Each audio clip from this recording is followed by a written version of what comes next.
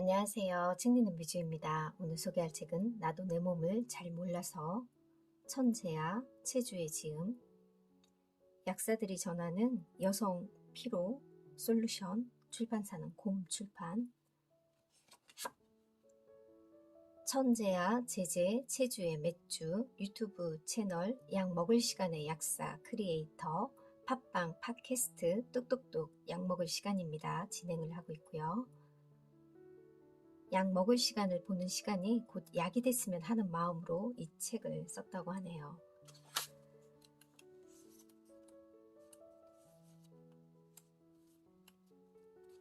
맨 앞부분에 이렇게 피로도 체크 리스트도 나와 있고요. 이 책은 페이지 수도 많지 않고 가볍게 읽기에도 좋고 내용은 정말 알차고 중요한 정보들이 많이 들어 있습니다.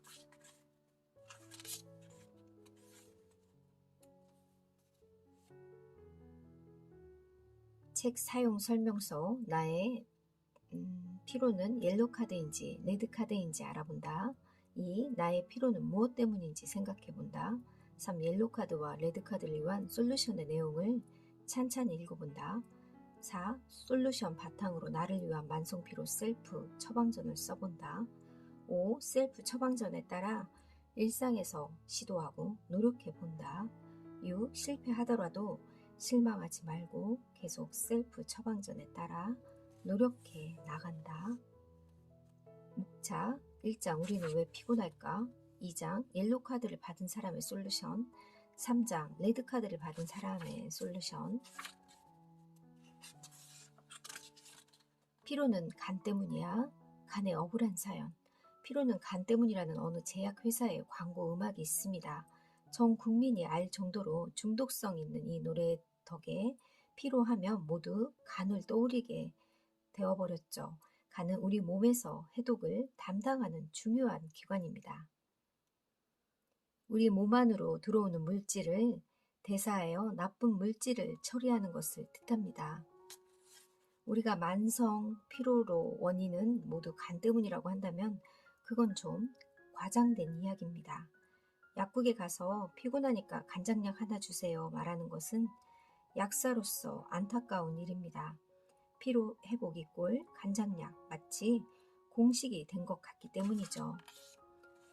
점점 고갈되어가는 부신 호르몬의 외침, 스트레스를 지속적으로 받게 되면 부신이 점점 지치면서 부신 피로 3단계를 거칩니다. 1단계는 경계기입니다. 긴장하거나 위험에 처해 있을 때 정신을 바짝 차리게 되는 경우를 생각해 보시면 됩니다. 진짜 문제는 이 곰이 한 달, 두 달 내내 나를 쫓아오는 겁니다. 장기적인 스트레스 탓에 부신이 말 그대로 탈탈 털립니다. 이게 마지막 세 번째 단계인 고갈기입니다. 몸속에 스트레스를 조절하는 호르몬이 더는 남아있지 않는 상태죠. 이런 상태가 있으면 우울증을 경험하게 됩니다. 만성 피로 탓에 심신이 탈진 상태로 들어가는 거죠. 이렇게 탈진된 몸의 하루는 어떻게 돌아갈까요? 저녁에 컨디션이 더 좋다고 퇴근 후 일정을 무리하게 소화하는 것은 바람직하지 않습니다.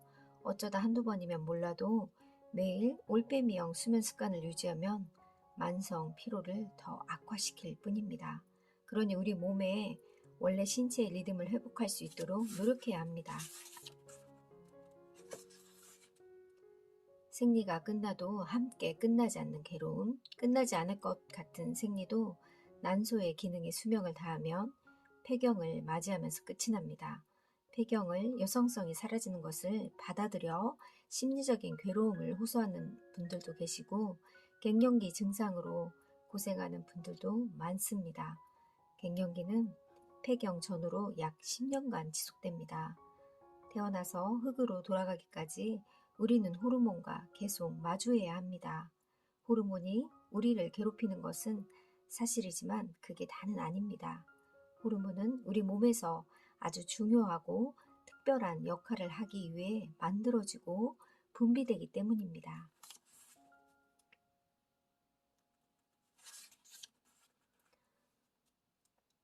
생리로 피곤해 1차성 vs 2차성 생리통 이렇게 자세하게 나와 있고요.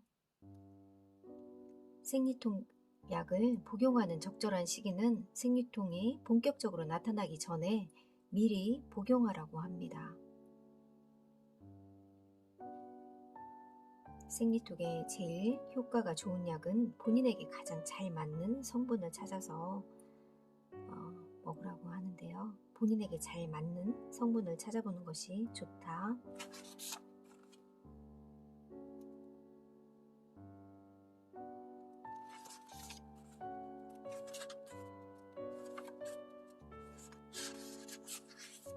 피로도 완치가 될까요? 우선 필요한 내 몸의 건강 상태를 확인합시다.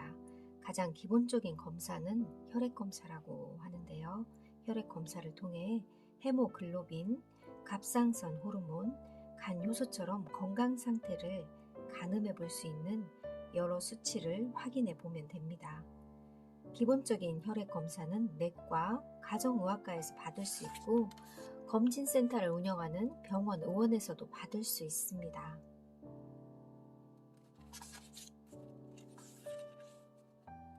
약으로만 풀리는 건 아니더라고요.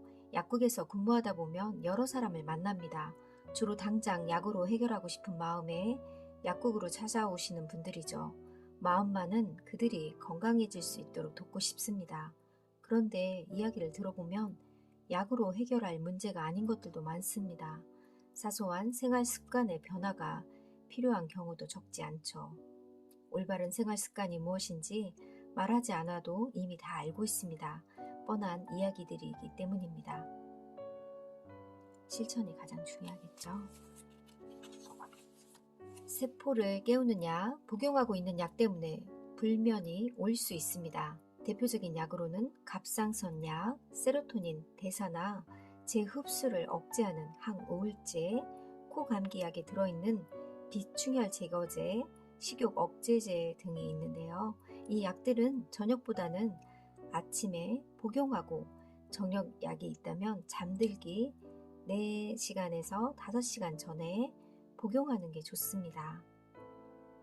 피로 회복을 돕기 위해 먹는 영양제나 카페인 함유 드링크, 특히 고함량 비타민 B9는 늦은 시간보다는 일과가 시작되는 오전에 복용하는 것이 좋습니다.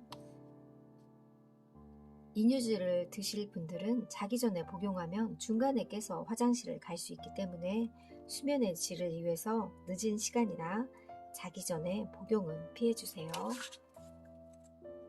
세포를 살리는 운동법.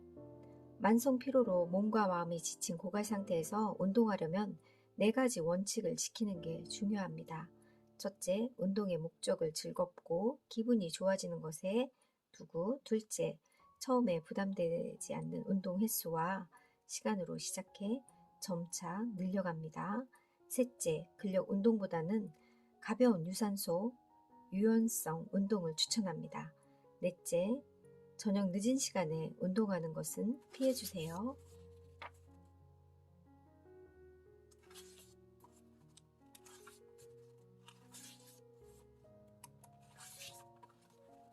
스트레스로 인한 편두통, 전조 증상이 나타나면 곧바로 진통제 복용하기, 최대한 빨리 복용해서 통증을 관리하는 것이 훨씬 현명한 선택입니다. 편두통 예방약은 꾸준히, 만약에 편두통 빈도가 작고 심해서 병원에 편두통 예방약을 처방받았다면 통증이 있을 때뿐만 아니라 처방받은 기간 동안 매일 꾸준히 복용해야 합니다. 편두통이 있는 분들에게 좋은 영양제는 1. 마그네슘, 2. 리보플라빈, 비타민 B2, 3. 코엔자임 Q10, 강력한 항산화 효과가 있고요. 편두통의 다양한 원인 중 미토콘드리아의 기능 저하를 개선하는 효과, 꾸준히 복용하면 편두통의 빈도를 감소해 준다고 합니다.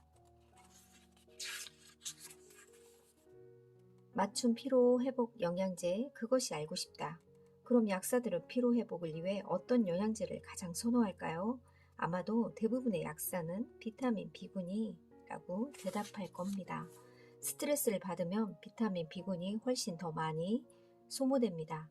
비타민 B군은 부신의 대사와 회복에 도움을 주는데 특정 비타민 B 한 가지를 복용하는 것보다 비타민 B1, 2, 3, 5, 6, 7, 9, 10이 함께 구성된 복합제로 복용하는 것이 훨씬 좋습니다.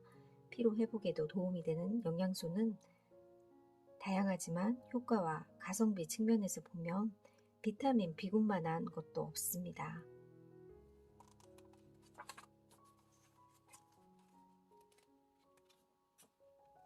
약 먹을 때 충분한 물의 양, 물 한 모금으로 약을 복용하거나 아예 물 없이 약을 먹는 사람들도 있습니다.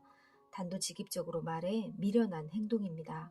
약은 잘 삼키는 것만큼이나 안전하게 위에 잘 도착하는 것이 중요하기 때문입니다. 적은 양의 물로 약을 삼키게 되면 약 성분도 식도에 남아 식도를 자극하고 식도염에 걸릴 수 있습니다. 물을 충분히 마셔야 약이 위에서 잘 분해되어 흡수율도 높아집니다. 그렇다면 충분한 물의 양은 물 한 컵의 용량 약 240ml라고 합니다. 종이컵으로는 한 컵 반에서 2컵 정도입니다.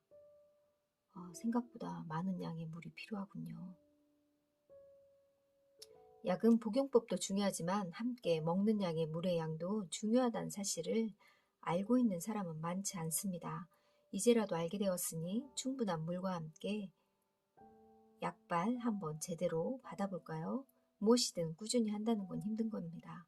하지만 좋은 경험으로 기억되고 믿음이 있다면 계속할 힘이 생깁니다. 영양제를 챙겨 먹는 것도 똑같습니다. 영양제의 필요성을 느낀 이상 존보 정신으로 끝까지 함께 건강한 삶을 지켜내길 바랍니다.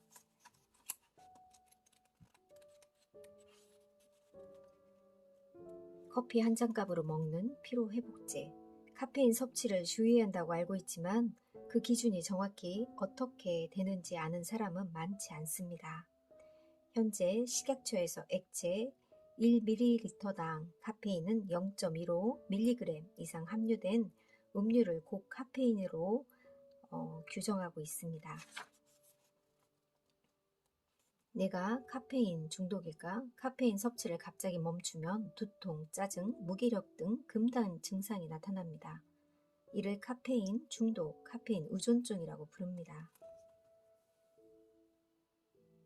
하루 카페인 섭취량이 250mg 이상이면 수면 장애, 잦은 소변, 가슴 두근거림, 위장장애, 안절부절, 777 모름, 동요, 근육 경련, 신경과민, 흥분, 산만, 안면 혼조 등 12가지 증상 중 5가지 이상에 해당되면 이는 카페인 중독으로 진단하고 있고 성인 하루 최대 용량인 400mg을 초과하지 않아도 카페인 중독이 될 수 있다는 겁니다.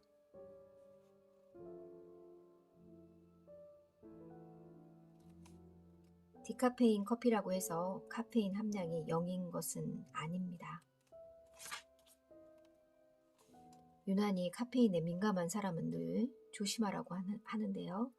뼈가 약하거나 유궤양 환자이거나 불면증이 있는 사람, 임산부, 약을 복용하고 있는 그런 사람들은 카페인을 조심해서 섭취하라고 합니다. 약국 똑똑하게 이용하기, 평소 건강 관리를 위해 약국을 똑똑하게 이용하라는 이야기를 자주 합니다. 특히 단골 약국을 만들라는 조언을 많이 하죠. 약국을 자주 이용할 일이 없다면 단골 약국까지 거리감이 느낄 수 있지만 평소 친절하고 건강에 조언을 아끼지 않는 약사가 있는 약국을 눈여겨봤다면 갈 일이 생겼을 때마다 그곳을 이용하는 것이 좋습니다. 단골 약국을 만들면 약사가 병력과 약력을 기억하니 더 구체적인 조언을 해줄 수 있고 혹시나 부작용이 생겼을 때도 문제를 파악하기가 훨씬 수월합니다. 단골 약국을 똑똑하게 이용하려면 3가지를 유념하는데요. 1. 자신의 질환과 증상을 상세하게 말하기. 2. 지금 복용하고 있는 약 알려주기. 3. 본인의 양력에 대해 말하기. 만일 병원 진료가 필요하다고 판단되면 병원으로 안내해 줄 수도 있습니다. 또한 약물 알레르기가 있다면 그 부분도 꼭 이야기해야 합니다.